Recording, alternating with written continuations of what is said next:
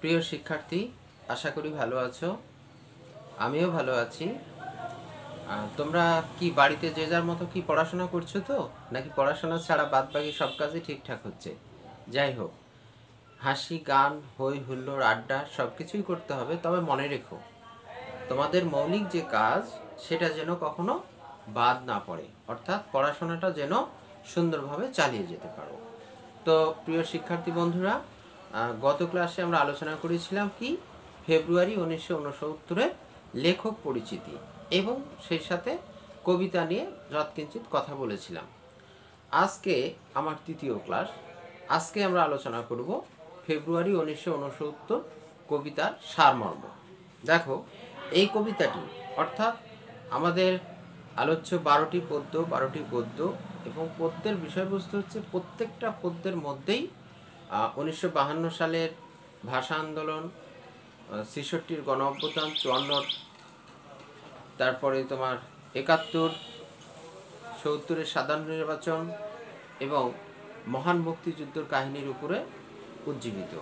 অর্থাৎ দেশপ্রেম, দেশমাতৃকা প্রেম, মানুষের প্রতি মানুষের দায়িত্ববোধ, দেশের প্রতি মমত্ববোধ, দেশের প্রতি শ্রদ্ধা, ভক্তি ও ভালোবাসাই প্রত্যেকটা কবিতার উপজীব্য বিষয়। আমরা দেখব ফেব্রুয়ারি 1969 সালের 69 কবিতার অন্তর্নিহিত তাৎপর্য, বিষয়বস্তু কি। আচ্ছা, দেখো, কবিতার দু একটা চরণ আমি পড়ি। যে আবার ফুটেছে দেখো কৃষ্ণচূড়া থরে থরে শহরের পথে কেমন নিবিড় হয়ে, কখনো মিছিলে, কখনো বা একা হেঁটে যেতে যেতে যেতে মনে হয় ফুল নয় ওরা শহীদদের ঝলকিত রক্তের বুদবুদ স্মৃতিগন্ধে ভরপুর। অর্থাৎ আমরা কবিতাটির প্রথম চরণ থেকে বুঝতে পারি যে কবিতাটির বিষয়বস্তু 1952 সালের কাহিনী। 1952 সালে রক্তক্ষয়ী যুদ্ধের বিনিময়ে আমাদের কিন্তু ভাষার প্রতি যে দাবি, ভাষার প্রতি যে প্রাণের টান, মাতৃভাষা, মাতৃপ্রেম, মাকে মা, বাবাকে বাবা বলে ডাকার যে স্বাধীনতা, এটা কিন্তু 1952 সালে ছিল না। যদিও 200 বছর ইংরেজদের অধীনে থাকার পরেই আমরা পাকিস্তানের সাথে যে কোনো কারণে জোট বেঁধেছিলাম, ভারত স্বাধীন হয়ে গেল পৃথকভাবে।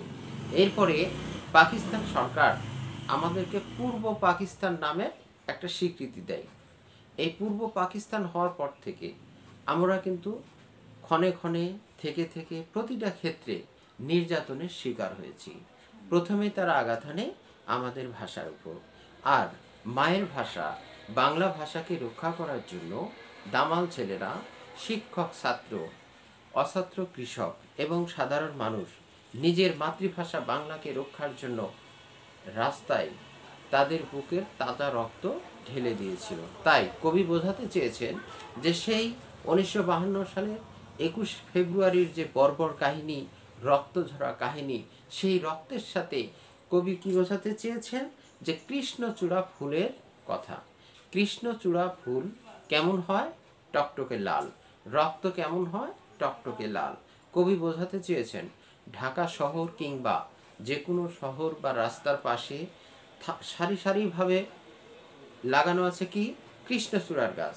আর এই কৃষ্ণচূড়ার যখন ফুল ফুটেছে তখন লেখকের মনে হয়েছে যে এই ফুলগুলো শহীদদের রক্তের প্রতিচিহ্ন।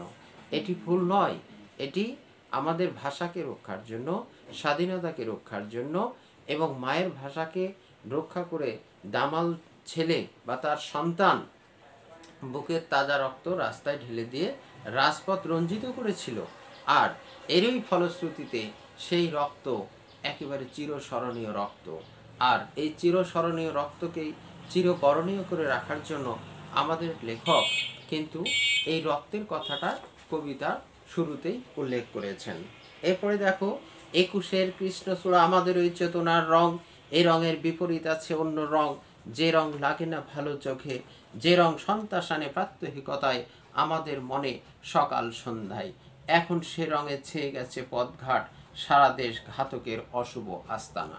অর্থাৎ এই রং, এই রং কি রং? লাল রং। কিসের প্রতীক? ভাষার প্রতীক। কিসের প্রতীক? 21 ফেব্রুয়ারির প্রতীক। আমরা দেখছি যে এই রক্তের রং কারোই ভালো লাগে না। আমরা স্বাভাবিকভাবে দেখলে মনে হয় যে এই রং তো বেশ ভালো, দেখতে বেশ ভালো লাগছে। কিন্তু আসলে এই ভালোটা কিন্তু ভালো নয়। আমরা যখন ইতিহাস জানবো, দেশের কথা জানবো, মহান মুক্তিযুদ্ধের কথা জানবো, ভাষা আন্দোলনের কথা জানবো, ৬৯-এর গণ অভ্যুত্থানের কথা জানবো, তখন দেখব লাল রং আসলেই আমাদের কি শোক, বিরহ এবং ব্যথার রং। কারণ কি, যে একদিকে দেশকে, ভাষাকে রক্ষার জন্য লক্ষ প্রাণ হাসি মুখে বিসর্জন দিতে সদা প্রস্তুত, এবং দিয়েছেও তাই। অপরপক্ষে আমাদের ওই দেশের, আমাদের ওই মানুষের কিছু ব্যক্তি, যাদেরকে ঘাতক, দালাল, রাজাকার, আলসামস, আলবদর বলে আমরা বিবেচনা করি, এই রকম কিছু ব্যক্তি আমাদের ভাষার বিপরীতে, দেশের বিপরীতে তারা কি করেছিল? তারা আমাদেরই ভাষাকে পাকিস্তানিদের হাতে তুলে দেওয়ার জন্য তারা প্রস্তুত ছিল। তারা চেয়েছিল যে আমাদের ভাষা বাংলা নয়, উর্দুই হোক পাকিস্তানের রাষ্ট্রভাষা। তাদের সপক্ষে থেকে ছিল 52-তে, 66-তে, 70-এর সাধারণ নির্বাচনে এবং মহান মুক্তিযুদ্ধের সময়।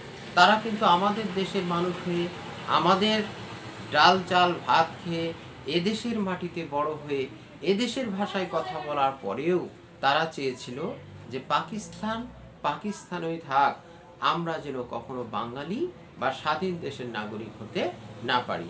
উল্লেখ্য যে লেখক তাদেরকেও, অর্থাৎ এই কুচক্রী, ঘাতক, দালাল, আলবাদর, আলসামস,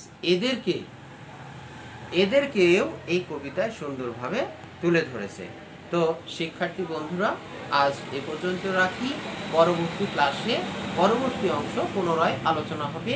সে পর্যন্ত তোমরা ভালো, সুস্থ, সুন্দর ও নিরাপদে থেকো। বিশেষ প্রয়োজন ছাড়া বাইরে যেও না, আর বাড়িতে বসে অনলাইন ক্লাসগুলো নিয়মিত করতে থাকো। সকলকে ধন্যবাদ।